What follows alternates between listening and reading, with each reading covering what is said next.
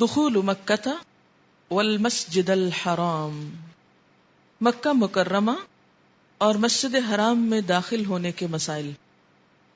مکہ میں کیسے داخل ہونا چاہیے، اور پھر مسجد حرام یعنی جس مسجد کے اندر خانہ کعبہ ہے اس میں داخل ہونے کا ادب، طریقہ کیا ہے. مکہ مکرمہ میں داخل ہونے سے قبل وادی طویٰ، آج کل اس کا نام ہے آبار زاہد، اس میں رات بسر کرنا مسنون ہے. ضروری نہیں، فرض نہیں، لازم نہیں، اس کے بغیر بھی آپ کا عمرہ ہو سکتا ہے، لیکن اگر کوئی ایسا کرے تو وہ سنت کا اتباع کر رہا ہے، مستحب کے درجے میں ہے، پسندیدہ ہے، کیونکہ آپ نے ایسا کیا. مکہ مکرمہ میں داخل ہونے سے قبل غسل کرنا مستحب ہے. مستحب کا کیا معنی ہوتا ہے؟ پسندیدہ، حب سے ہے، بے مستحب. مکہ مکرمہ میں دن کے وقت داخل ہونا مستحب ہے، غسل کرنا اور دن کے وقت جانا. اس کا یہ مطلب نہیں کہ رات کو جا نہیں سکتے، جا سکتے ہیں، اور آپ تو ڈیپینڈ کرتا ہے کہ آپ کی فلائٹ کس وقت پہنچی اور آپ کو انہوں نے ایئرپورٹ سے کب نکلنے دیا، اور آپ کو بس آپ کی کب چلی یا ٹیکسی کب ملی آپ کو. تو آج کل کے حالات میں بہت ساری مشکلات ہیں، لیکن اگر کوئی شخص اپنے اون پر اپنے آرام کے ساتھ یہ کام کرنا چاہے تو وہ ان چھوٹی چھوٹی سنتوں کو بھی فالو کر سکتا ہے. یاد رکھیے کہ یہ صرف محبت کا اظہار ہے. ایک کام ہے، ایک حکم ہے جو ایک قانونی تقاضا ہے، قانون آپ سے تقاضا کرتا ہے کہ آپ کو یہ کرنا ہے، اس کے بغیر آپ کا عمرہ قبول نہیں. لیکن کچھ چیزیں ایسی ہیں کہ اگر وہ ساتھ کر لی جائیں تو اسی عمرے کا لطف دوبالا ہو جائے اور اس عمرے کی روح بھی بیدار ہو جائے، اور اس کے علاوہ آپ صلی اللہ علیہ وسلم کے ساتھ جو ایک تعلق ہے یا ایک نسبت ہے اس میں بھی مزید پختگی آئے. عن ابن عمر رضی اللہ عنہما انہ کان یلبی من ذی الحلیفۃ فاذا بلغ الحرم امسک حتی اذا جاء ذا طوى بات به فاذا صلی الغداة اغتسل وزعم ان رسول اللہ صلی اللہ علیہ وسلم فعل ذلك رواہ البخاری. حضرت عبداللہ بن عمر رضی اللہ تعالی عنہ ذوالحلیفہ سے تلبیہ پکارنا شروع کرتے، حدود حرم میں پہنچتے تو رک جاتے اور رات ذی طویٰ میں بسر کرتے، پھر نماز ادا کر لیتے تو غسل فرماتے اور پھر مکہ معظمہ میں داخل ہوتے. حضرت عبداللہ بن عمر رضی اللہ تعالی عنہ یقین رکھتے کہ رسول اکرم صلی اللہ علیہ وسلم نے بھی ایسا ہی کیا تھا. اسے بخاری نے روایت کیا ہے. مکہ مکرمہ میں قدا کے راستے سے داخل ہونا مستحب ہے اور باب الشبکہ کے قریب محلہ شامیہ کی نچلی گھاٹی کے راستے واپس آنا مستحب ہے. عن ابن عمر رضی اللہ عنہما ان النبی صلی اللہ علیہ وسلم کان يدخل مکہ من قداء من ثنیۃ البطحاء ويخرج من الثنیۃ السفلی، رواہ ابو داود. حضرت عبداللہ بن عمر سے روایت ہے کہ نبی صلی اللہ علیہ وسلم مکہ معظمہ میں بطحا والی اونچی گھاٹی سے قدا کے راستے داخل ہوتے تھے. یہ قدائی اردو میں لکھا ہوا ہے، اصل میں قدا ہے. یہ چھوٹی یہ ہونی چاہیے جیسے صغرا اور کبرا لکھتے ہیں نا. اور نچلی گھاٹی سے واپس تشریف لاتے. اسے ابو داؤد نے روایت کیا ہے. مکہ مکرمہ میں داخل ہوتے وقت درج ذیل دعا پڑھنا مسنون ہے. عن ابن عمر رضی اللہ عنہما قال كنا نسافر مع رسول الله صلی اللہ علیہ وسلم فاذا راى قرية يريد ان يدخلها قال اللهم بارك لنا فيها ثلاثا اللهم ارزقنا جناها وحببنا الى اهلها وحبب صالح اهلها الينا، رواہ الطبرانی. حضرت عبداللہ بن عمر رضی اللہ تعالی عنہ کہتے ہیں کہ ہم رسول اکرم صلی اللہ علیہ وسلم کے ساتھ سفر میں ہوتے، جب آپ وہ بستی دیکھتے جس میں داخل ہونا چاہتے تو 3 مرتبہ فرماتے، اے اللہ ہمیں اس بستی میں برکت عطا فرما اس بستی کے پھلوں سے ہمیں مستفید فرما اور وہاں کے لوگوں کے دلوں میں ہماری محبت ڈال دے اور وہاں کے نیک افراد کو ہمارے لیے محبوب بنا دے. اسے طبرانی نے روایت کیا ہے.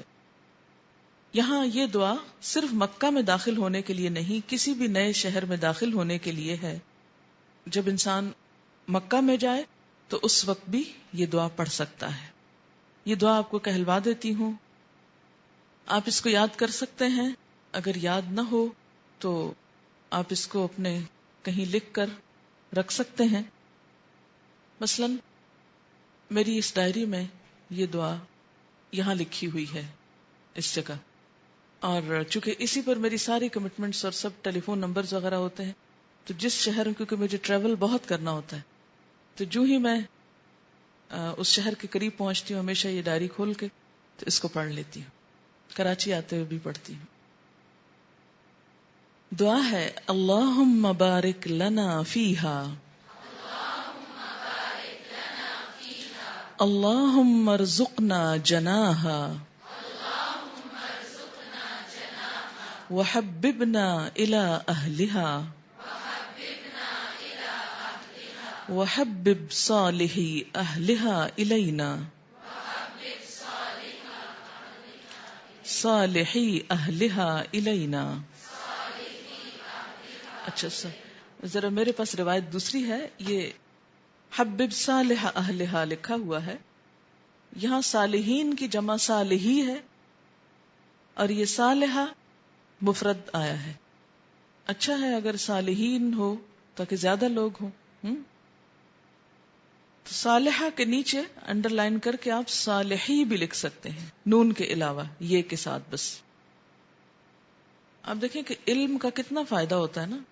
یہ دعا آپ میں سے کتنے لوگوں کو پہلے پتا تھی؟ واقعی نہیں پتا ہوتا، اور ہم محروم ہوتے ہیں بہت سی خیر سے، علم نہ ہونے کی وجہ سے محروم رہتے ہیں. اور دعا تو ایک ایسی چیز ہے کہ جو انسان مانگتے ہوئے اس کا کچھ بھی خرچ نہیں ہوتا، اس کا کچھ نہیں لگتا، بلکہ الٹا اس کو مل جاتا ہے. اگر قبول ہو جائے تو فائدہ ہی فائدہ ہے.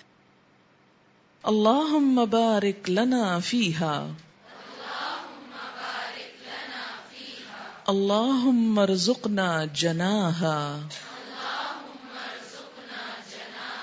وحببنا الی اہلہا، وحبب صالحی اہلہا الینا.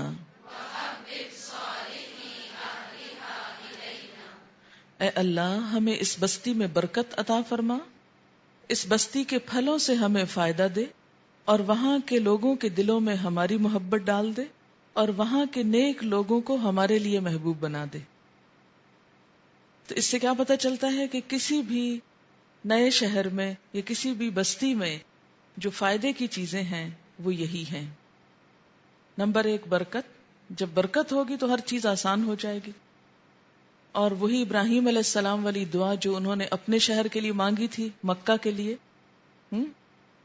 اور پھر لوگوں کی محبت، لوگوں کے دلوں میں اپنی محبت کی دعا، اور اچھے لوگوں کی محبت خود کے لیے مانگنے کی دعا. یہی وہ چیزیں ہیں جس سے انسان زندگی کا لطف اٹھاتا ہے، اور پرسکون زندگی کا راز ہے اس میں. مسجد الحرام میں باب بنی شیبہ، اب باب السلام اسے کہتے ہیں، اس سے داخل ہونا مسنون ہے. ان ابن عباس رضی اللہ عنہما ان رسول اللہ صلی اللہ علیہ وسلم لما قدم فی عقد قریش فلما دخل مکہ دخل من هذا الباب الاعظم. رواہ ابن خزیمہ. حضرت عبداللہ بن عباس رضی اللہ تعالی عنہ سے روایت ہے کہ جب رسول اکرم صلی اللہ علیہ وسلم قریش مکہ سے معاہدہ کے تحت مکہ تشریف لائے تو مسجد الحرام میں اسی عظیم باب بنی شیبہ سے داخل ہوئے. اسے ابن خزیمہ نے روایت کیا ہے. نبی صلی اللہ علیہ وسلم کے زمانے میں مسجد الحرام کی حد باب بنی شیبہ تک تھی. آج کل باب بنی شیبہ کے بالکل سامنے باب السلام پڑتا ہے. اگر انسان باب السلام سے داخل ہو کر سیدھا بیت اللہ شریف کی طرف چلے تو وہ از خود باب بنی شیبہ سے گزرے گا. لیکن یہ سب کچھ بھی اسی وقت ہو سکتا ہے جب کوئی ایسا شخص ساتھ ہو جس کو باب السلام کا بھی علم ہو، کیونکہ اب میرا خیال ہے دروازوں کی تعداد تقریباً 100 ہے، اوپر نیچے کے ملا کر یا اس سے زیادہ ہے. تو جس شخص کو پہلے سے علم نہ ہو اس کے لیے صرف باب السلام ڈھونڈنے میں اگر باہر کا سارا چکر لگ گیا تو اندر کا عمرہ محال ہو جائے گا. مسجد الحرام میں داخل ہوتے وقت یہ دعا پڑھنی چاہیے: بسم اللہ والسلام علی رسول اللہ اللہم اغفر لی ذنوبی وافتح لی ابواب رحمتک. اور نکلتے وقت یہ دعا پڑھنی چاہیے: بسم اللہ والسلام علی رسول اللہ اللہم اغفر لی ذنوبی وافتح لی ابواب فضلک. ان فاطمة رضی اللہ عنہا بنت رسول اللہ صلی اللہ علیہ وسلم قالت کان رسول اللہ صلی اللہ علیہ وسلم اذا دخل المسجد یقول بسم اللہ والسلام علی رسول اللہ اللہم اغفر لی ذنوبی وافتح لی ابواب رحمتک. واذا خرج قال بسم اللہ والسلام علی رسول اللہ اللہم اغفر لی ذنوبی وافتح لی ابواب فضلک. رواہ ابن ماجہ. حضرت فاطمہ بنت رسول اللہ صلی اللہ علیہ وسلم کہتی ہیں کہ رسول اکرم صلی اللہ علیہ وسلم جب مسجد میں داخل ہوتے تو فرماتے: اللہ کے نام سے داخل ہوتا ہوں، اللہ کے رسول پر سلام ہو، اے اللہ میرے گناہ معاف فرما اور اپنی رحمت کے دروازے میرے لیے کھول دے. جب مسجد سے باہر نکلتے تو یہ کلمات ادا فرماتے: اللہ کے نام سے مسجد سے نکلتا ہوں، اللہ کے رسول پر سلام ہو، اے اللہ میرے گناہ معاف فرما اور اپنے فضل کے دروازے میرے لیے کھول دے. اسے ابن ماجہ نے روایت کیا ہے. تو مسجد الحرام میں داخل ہونے کی دعا بھی وہی ہے جو کسی اور مسجد میں داخل ہونے کی ہے. کوئی الگ خصوصی دعا آپ صلی اللہ علیہ وسلم سے ثابت نہیں ہے. اس دعا میں جو قابل ذکر چیز ہے وہ یہ کہ داخل ہوتے وقت ابواب رحمتک کہا گیا اور نکلتے وقت ابواب فضلک کہا گیا. اندر رحمت اور باہر نکل کے فضل اللہ کا چاہیے. دوسری بات یہ کہ آپ سوچ رہے ہوں گے کہ نبی صلی اللہ علیہ وسلم نے یہ کیوں کہا والسلام علی رسول اللہ. ایک تو یہ کہ ہم کو سکھانے کے لیے، دوسرا یہ ہے کہ اتحیات میں بھی تو ہم کہتے ہیں نا ایک چیز السلام علینا. تو اگر ہم سب علینا کہہ کے خود پہ سلام کر رہے ہیں، خود پہ سلامتی بھیج رہے ہیں یا سلامتی کی دعا کر رہے ہیں، تو اسی طرح اپنا نام یا حیثیت سامنے رکھ کر دعا کرنا بھی کوئی ممنوع نہیں ہے. بیت اللہ شریف کو دیکھ کر دعا کرنا مستحب ہے. عن سعید بن مسیب رضی اللہ عنہ انہ کان حین ينظر الى البیت یقول اللہم انت السلام ومنک السلام فحینا ربنا بالسلام. رواہ الشافعی. حضرت سعید بن مسیب رضی اللہ تعالی عنہ سے روایت ہے جب بیت اللہ شریف کی طرف وہ دیکھتے، کون؟ سعید بن مسیب، یہ تابعی ہیں، تو فرماتے: اے اللہ تو سراپا سلامتی ہے اور سلامتی تجھ سے ہی حاصل ہو سکتی ہے، ہمیں سلامتی کے ساتھ زندہ رکھ. خوبصورت دعا ہے. تو اس سے کیا پتہ چلتا ہے؟ یہ دعا آپ صلی اللہ علیہ وسلم نہیں پڑھا کرتے تھے، نہ کسی صحابی سے روایت ہے، تابعی سے روایت ہے.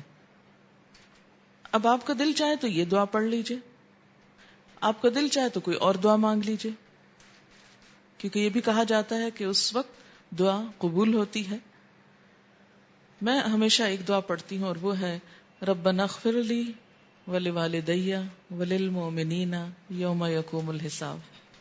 کیونکہ اگر بخشش ہو گئی سب کی، سب مسئلے حل ہو گئے، اور اگر وہاں بخشش نہیں تو دنیا کا سب کچھ بھی مل گیا تو کچھ بھی نہیں ملا، پھر بھی انسان محروم ہے. اصل پانے کی چیز کیا ہے؟ اللہ کی نظر کرم اور بخشش. مسجد حرام میں داخل ہونے کے بعد سب سے پہلے وضو کر کے طواف کرنا مسنون ہے.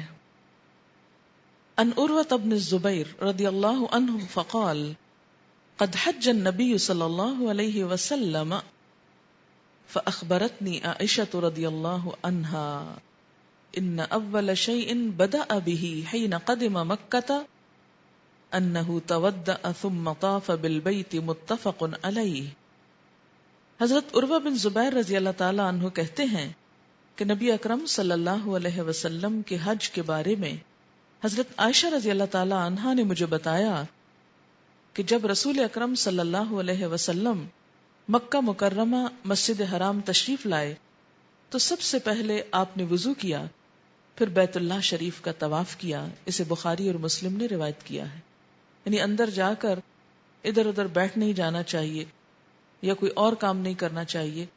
پہلا کام طواف. ہاں اگر نماز کا وقت شروع ہو جائے، جماعت کھڑی ہو جائے تو پھر نماز. اس وقت یہ نہیں سوچیں گے کہ نہیں وہ سنت یہ تھی کہ پہلے طواف کرنا ہے اس لیے لوگ پڑھے نماز اور میں سنت پوری کر رہا ہوں. ایسی سنتیں پوری نہیں کیا کرتے. آپ صلی اللہ علیہ وسلم نے فرض نماز کی جماعت کے بارے میں فرمایا کہ اذا اقیمت الصلاۃ فلا صلاۃ الا المکتوبہ، کہ جب نماز کھڑی ہو جائے تو پھر کوئی اور نماز نہ پڑھی جائے سوائے فرض نماز کے. تو جب اس وقت کوئی سنت نفل پڑھنے کی اجازت نہیں سوائے فرض کے تو پھر طواف وغیرہ اور باقی اور کوئی کام بھی نہیں کرنا چاہیے. اس وقت سب کو اسی کام میں شریک ہو جانا چاہیے. مسجد الحرام میں داخل ہو کر تحیۃ المسجد ادا کرنا سنت سے ثابت نہیں. مسجد الحرام سے نکلتے وقت الٹے پاؤں واپس آنا سنت سے ثابت نہیں. کئی لوگ وہاں خانہ کعبہ کی طرف پشت نہیں کرتے اس لیے الٹے پاؤں چلتے ہیں. آپ سوچئے اگر سب ایسے چلنا شروع ہو جائیں تو نتیجہ کیا ہو، کتنے ایکسیڈنٹس ہوں. ایسے کام نہیں کرنے چاہیے نیکی یا ثواب یا تعظیم سمجھ کر. تعظیم اسی میں ہے کہ جس رب کا گھر دیکھ کے جا رہے ہیں اس رب کی عظمت اب دل میں لے کر باہر لوٹیں اور زندگی کے ہر میدان میں اپنے رب ہی کو بڑا سمجھے.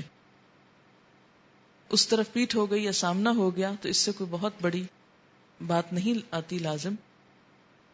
ہماری مشکل یہ ہے کہ جو کام کرنے کے ہیں وہ ہم کرتے نہیں، اور جو نہیں کرنے کے ان کو شوق سے کرتے ہیں، نیکی اور عبادت سمجھ کے کرتے ہیں.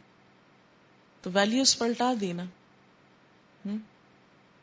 دین جو اصل ہے وہ رکھ دیا ایک طرف، اور جو من پسند چیزیں ہیں وہ خود سے ایجاد کر لی. تو ایسا نہیں ہونا چاہیے. اچھا، اس میں آپ کو ایک مشورہ دوں گی کہ اگر آپ کے پاس ایک بہت چھوٹی اسمال سائز کی ڈائری ہو تو اس میں جو چند یاد رکھنے کی باتیں ہیں، جیسے چند دعائیں ہیں یا چند نئی باتیں جو آپ سیکھ رہے ہیں، ان کو آپ نوٹ کر سکتے ہیں کہ جب آپ جائیں انشاءاللہ تعالی، جب بھی اللہ تعالی زندگی میں موقع عطا کرے ہم سب کو، تو ان چیزوں کو پھر ہم عمل بھی کریں، ورنہ تو فائدہ نہیں ہے نا. آپ دیکھیں کہ عمرہ بہت سے لوگ کرتے ہیں، ہر روز ہزاروں کی تعداد میں اور سال میں لاکھوں کی تعداد میں. لیکن بہترین کیا ہے چیز؟ وہ جو اللہ تعالیٰ قبول کر لے. اور اللہ تعالیٰ کو سب سے پسند کیا چیز تھی؟ سب سے زیادہ محبوب کون تھا؟ اللہ کے رسول صلی اللہ علیہ وسلم. اور بہترین طریقہ اور نمونہ کیا ہے؟ لقد کان لکم فی رسول اللہ اسوۃ حسنہ. جو آپ نے کیا وہی بہترین ہے اور وہی ہمارے لیے قابل عمل ہے. اسی کو ترجیح دینا چاہیے. اب ہے طواف. انواع الطواف، طواف کی اقسام. طواف کی 5 اقسام ہیں. نمبر 1 طواف قدوم. قدوم کا لفظ قدم سے ہے. قدمہ کا مطلب ہوتا ہے آگے آنا. یا طواف تحیہ. تحیہ کس کو کہتے ہیں؟ سلام کرنا. یا طواف ورود. ورود کا کیا معنی ہوتا ہے؟ وارد ہونا. یعنی مکہ میں آتے ہی جو طواف کیا جائے وہ کیا ہے؟ طواف قدوم. دوسرا ہے طواف عمرہ، عمرے کی نیت سے جو طواف کیا جاتا ہے. تیسرا ہے طواف افاضہ یا طواف زیارت یا طواف حج. یہ ایک ہی طواف کے نام ہے. کون سے؟ طواف افاضہ یا طواف زیارہ یا طواف حج. یہ اصل میں طواف حج کا نام ہے. حج کی نیت سے جو طواف کیا جاتا ہے، جسے قرآن پاک میں سورۃ الحج میں آپ نے پڑھا وَلْيَطَّوَّفُوا بِالْبَيْتِ الْعَتِيقِ، یہ وہ والا طواف ہے. نمبر 4 طواف وداع. وداع کس کو کہتے ہیں؟ الوداع جسے بولتے ہیں. اور نمبر 5 ہے نفلی طواف، جو آپ مکہ کے قیام کے دوران عام طور پر ہر نماز کے بعد کرتے رہتے ہیں. ٹھیک ہے. مکہ مکرمہ داخل ہونے کے بعد سب سے پہلے جو طواف کیا جاتا ہے اسے طواف قدوم یا طواف تحیہ یا طواف ورود کہتے ہیں. عن ابن عمر رضی اللہ عنہما فقد حج رسول اللہ صلی اللہ علیہ وسلم فطاف بالبیت قبل ان یأتی الموقف. رواہ مسلم. حضرت عبداللہ بن عمر رضی اللہ تعالی عنہ سے روایت ہے کہ رسول اکرم صلی اللہ علیہ وسلم نے حج ادا کیا اور عرفات جانے سے قبل طواف تحیہ ادا کیا. اسے مسلم نے روایت کیا ہے. جن لوگوں نے حج کیا ہوا ہے ان کو معلوم ہوگا کہ 8ویں ذی الحج کو، جسے یوم الترویہ کہا جاتا ہے، منا جانے سے پہلے لوگ احرام باندھ کر کیا کرتے ہیں؟ پہلے طواف کرتے ہیں. یہی طواف ایک طرح سے اس سنت میں ہے، اس طریقے کو فالو کرتے ہوئے جو آپ صلی اللہ علیہ وسلم نے اختیار کیا. کیا کہ پہلے طواف کر کے پھر منا کی طرف روانگی. طواف قدوم مسنون ہے، واجب نہیں ہے، لازم نہیں ہے. لہٰذا اگر کوئی شخص مکہ جانے کی بجائے سیدھا منا چلا جائے یا عرفات چلا جائے تو اس پر کوئی دم یا فدیہ نہیں ہے. بعض لوگ عین موقع پہ پہنچتے ہیں حج کے لیے تو اس میں پہلے مکہ نہیں جا سکتے، ایئرپورٹ سے ڈائریکٹ منا یا عرفات چلے جاتے ہیں، وہ طواف قدوم نہیں کر سکتے. تو ایسی صورت میں کیا ہے؟ کوئی حرج نہیں، اس میں کوئی گناہ نہیں، کوئی دم نہیں. عمرہ ادا کرنے والا شخص مکہ معظمہ پہنچ کر سب سے پہلے جو طواف ادا کرتا ہے اسے طواف عمرہ کہا جاتا ہے. عن ابن عباس رضی اللہ عنہما ان رسول اللہ صلی اللہ علیہ وسلم واصحابہ اعتمروا من الجعرانۃ فرملوا بالبیت وجعلوا اردیتهم تحت آباطهم ثم قذفوها على عواتقهم اليسرى. رواہ ابو داود. حضرت عبداللہ بن عباس رضی اللہ تعالی عنہ سے روایت ہے کہ رسول اکرم صلی اللہ علیہ وسلم اور آپ کے صحابہ نے جیرانہ سے احرام باندھا اور احرام باندھ کر عمرہ کیا تو طواف عمرہ میں اپنی چادریں دائیں مونڈھوں کے نیچے سے نکال کر بائیں مونڈھوں پر ڈال لیں. اسے ابو داؤد نے روایت کیا ہے. یعنی کیا کیا؟ دائیں مونڈھے کے نیچے سے نکال کر بائیں کے اوپر ڈال دی. یہ کھلا رہ گیا اور یہ ڈھک گیا. طواف عمرہ عمرے کا رکن ہے، اس کے بغیر عمرہ ادا نہیں ہوتا. عمرہ ادا کرنے والے کا طواف یعنی معتمر عمرہ ہی اس کا طواف قدوم یا طواف تحیہ یا طواف ورود کہلائے گا.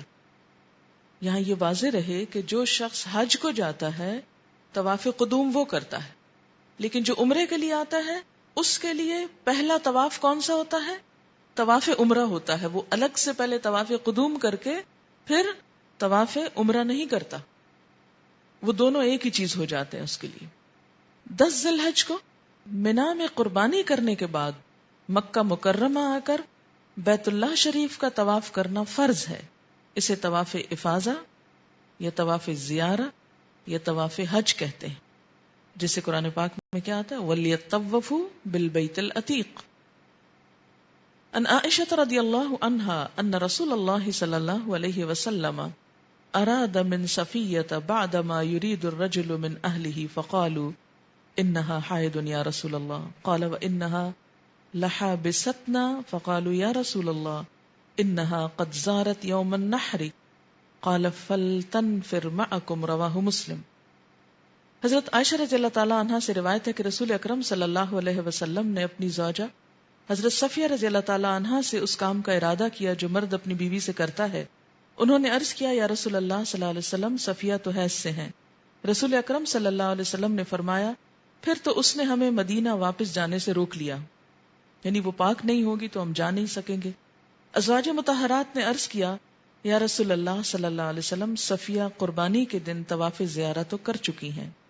تب آپ نے ارشاد فرمایا پھر وہ تمہارے ساتھ واپس روانہ ہو جائیں۔ اسے مسلم نے روایت کیا ہے۔ یعنی یوم النحر کو بھی یہ طواف زیارہ ہو سکتا ہے، طواف حج جو ہے۔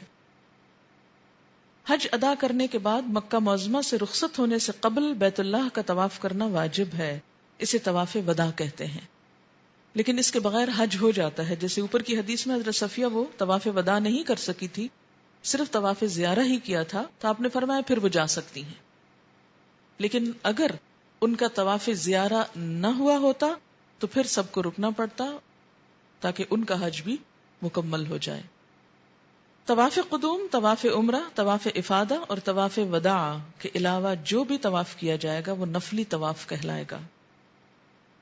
بیت اللہ شریف میں قیام کے دوران تمام نفلی عبادات میں سے نفلی طواف سب سے افضل عبادت، یعنی مکہ میں رہتے ہوئے حرم میں بیٹھ کر قرآن پڑھنا، نماز پڑھنا، نفل پڑھنا، ان میں سب سے افضل عبادت کیا ہے؟ طواف کرنا، کیونکہ وہ کہیں اور نہیں ہو سکتا نا۔